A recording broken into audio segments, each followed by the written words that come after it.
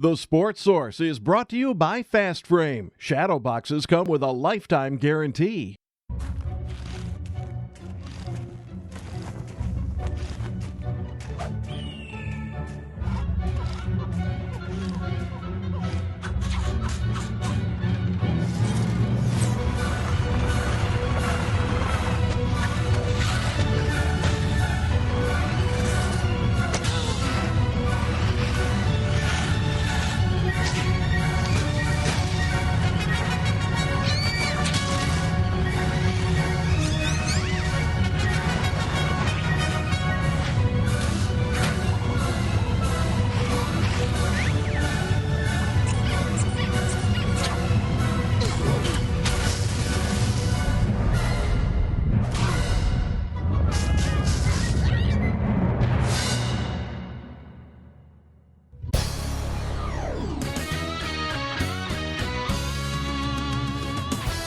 Watching East Tennessee's first and only year-round sports talk show on television. This is the Sports Source with your host, John Pennington. Now the holidays are here. We do that every year, and people always email, are you going to do the jib-jab thing, the elves and the dancing things? Like, yeah, we do it every year. This is 8 years we've been doing that. Welcome in. Glad to have you with us. Football, basketball, coaching carousel, and tons of bowl information in terms of Tennessee's selection, where they might be headed as of this afternoon. We'll break all that down today on the Sports Source. Let's get right underway. First segment of our show brought to you by Phil Cobble, Fine Homes and Land. And if you are looking to sell your home, Phil is the man to call. 38 years in the business, hundreds of millions of dollars in transactions. He has all the tools to promote your home, say like this TV show. He has an interior designer set up to come in and set up your open house, which helps you make more money off of it, and honed negotiation skills. Phil Cobble, Fine Homes and Land. Give them a shout if you are looking to list your home. He can help you move it. All right, welcoming in the panel here, round one, Bob Hodge, Mike Strange back with us. Good to have you. Jimmy Himes. Guys, I appreciate all you guys for being here. Let's get right underway. Tennessee sitting there today waiting for a bowl bid. They're 8-4. You look at their schedule, they're the only team in the country to have knocked off 3 conference champions in Bowling Green, Oklahoma, Alabama.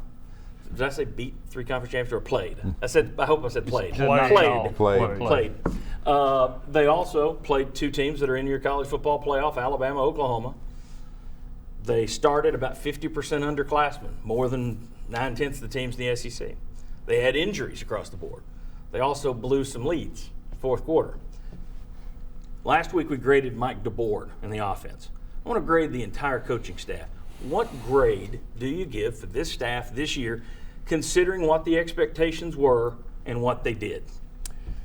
I will give you how I split mine. Okay. I'm going to give defense an A. You're Cavalerising it. I'm Cavalerising. Defense, I think, gets an A because they improved throughout the season.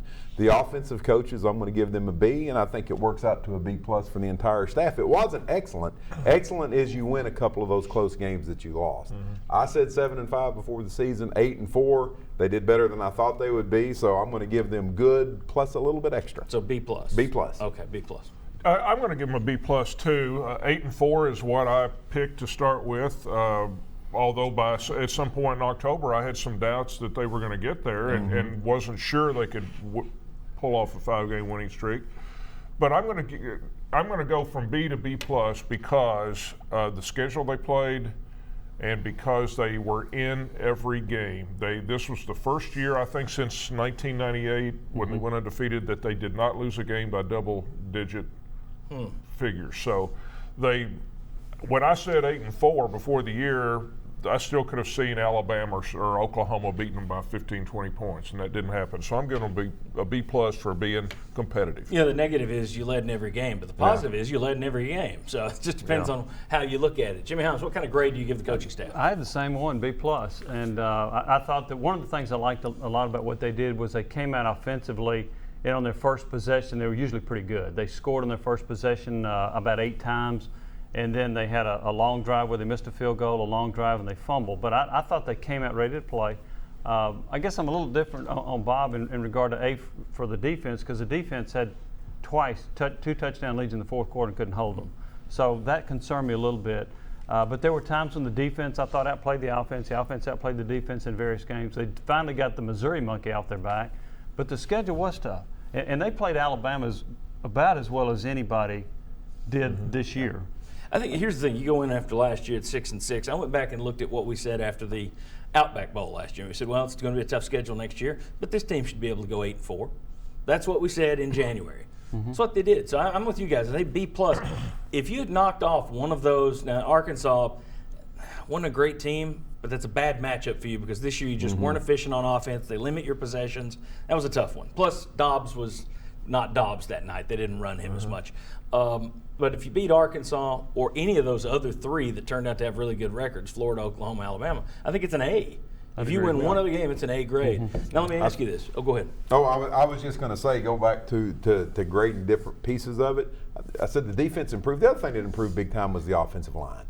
I mean, because Vandy and Missouri both had good defenses, and I just wanted to throw out that I wasn't shortchanging them because I've been pretty hard on them the last 2 or 3 years, and I think they got better as the season went Well, I on. mean, if you grade it by the numbers, you're looking at one of the top 5 all-time in scoring, one of the top 5 all-time in rushing at UT. But if you're looking at it game by game, I think the offense got better. Now, you had a step back with Missouri because Dobbs wasn't 100%.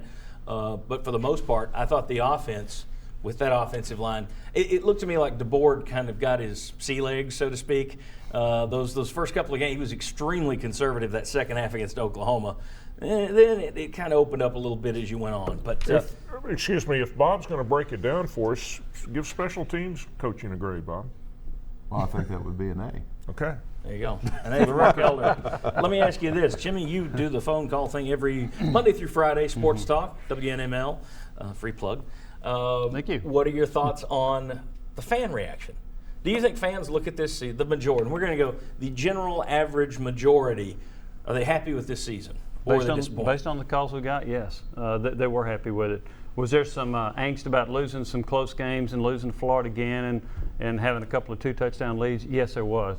But ultimately, the calls we got and the reaction we got was a majority of fans felt good about going 8-4 this year and being competitive in every game.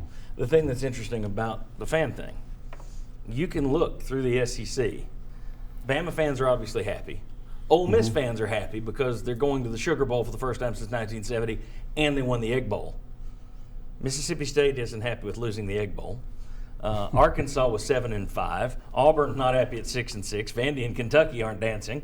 Carolina, a huge disappointment. A&M disappointed. LSU almost fired their coach. Georgia did fire their coach. Missouri didn't reach a bowl game. Florida scored 2 points on Florida State and lost its last 2 games. You can make a case there are only 3 happy fan bases right now, and one of them is Tennessee, which I think is interesting. It also goes to show how expectations and communications have changed the landscape in terms of fan reaction. I think it's hard to find people that are happy after a football season. I think if Tennessee had opened 5-0 and then gone 2-4, whatever, 3-4 down the stretch, they wouldn't be quite as happy. Like Kentucky. Yeah, exactly. And I think also if they don't win whatever bowl game they wind up in, you're going to have some people that look at 8-5 a whole lot differently than they would 9-4. All right, when we come back, we'll look at the SEC coaching carousel. Will Muschamp hired today at South Carolina, or at least agreed to terms today at South Carolina. We'll discuss all those moves in the SEC and how they affect Tennessee. Come on back on the Sports Source.